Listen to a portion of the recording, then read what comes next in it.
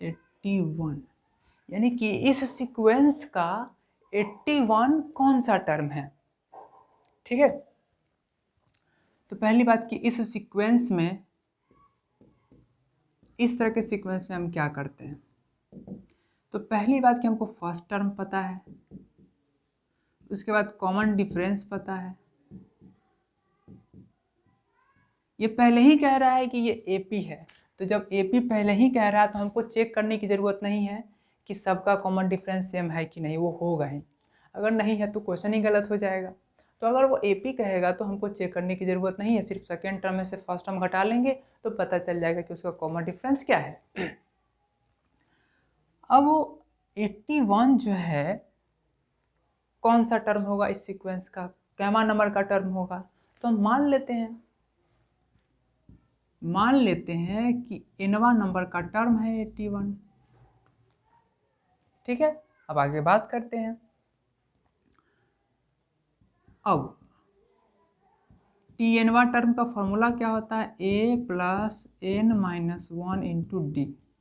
N का value हमको तो पता नहीं है, तो ठीक है, tnवां टर्म का वैल्यू तो पता है। ये इक्वेशन की तरह काम करेगा। अब a की जगह पे 5 हो गया, n तो हमको पता है नहीं, अब कॉमन डिफरेंस 4 है। ठीक है, अब इसको सोल्व कीजिए, ये इधर आ जाए, ये 5 इधर आ जाएगा, 81 minus 5 equals to n minus 1 into 4। अब ये कितना हो जाएगा, ये हो जाएगा आपका 76 equals to n minus 1 into 4। n minus 1 equals to क्या हो जाएगा, 76/4, यानी कि n माइनस 1 इक्वल्स टू हो जाएगा 119 हो गया। तो क्या हो जाएगा, ये n इक्वल्स टू हो जाएगा 19 प्लस 1 यानी कि 20, यानी कि ये 20वां टर्म है। 81 क्या है, 20वां टर्म है। तो इस तरीके से जब ऐसा क्वेश्चन हो तो एक इक्वेशन बनेगा और उसको सॉल्व करके आप वो निकाल सकते हैं। अगर आप चेक करना चाहें तो चेक भी कर सकते हैं कि t20वां टर्म क्या 81 है कि नहीं। तो a प्लस, तो a की जगह पे हो जाएगा 5, n माइनस 1 यानी कि 20 माइनस 1 इंटू डी यानी कि 4, तो हो जाएगा 5 प्लस 19 इंटू 4 यानी कि 5 प्लस 76 81 आ गया।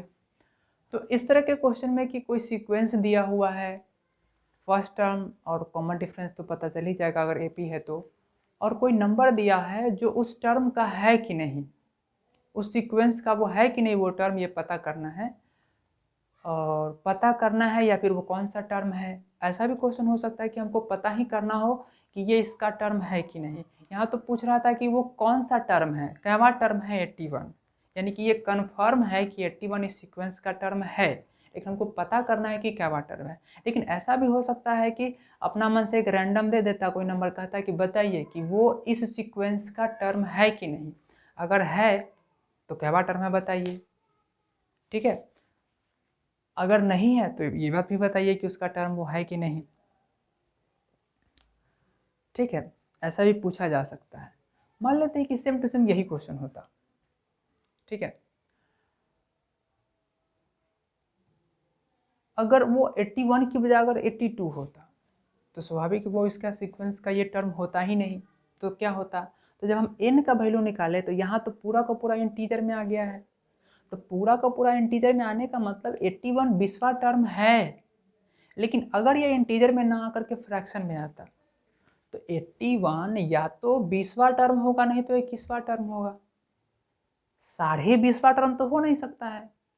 तो n अगर 20.5 आता है यानी कि 20.5 आता है, तो 20.5वां टर्म यानी कि 20.5 टर्म, हाफ टर्म क्या वो 81 हो सकता है? नहीं हो सकता। किसी भी सीक्वेंस का या तो वो 20th टर्म होगा नहीं तो 21th टर्म होगा, 20 का टर्म तो हो नहीं सकता है। तो जब चेक करने के लिए पूछा जाए कि ये इसका टर्म है कि नहीं, तो वैसे कंडीशन में हम करेंगे यही काम। लेकिन जो n का वैल्यू निकलेगा वो फ्रैक्शन में निकल जाएगा तो कहेंगे कि वो उसका टर्म है ही नहीं। अगर इंटीजर में निकल जाएगा तब तो कंफर्म कह सकते हैं कि ये 20वां टर्म है।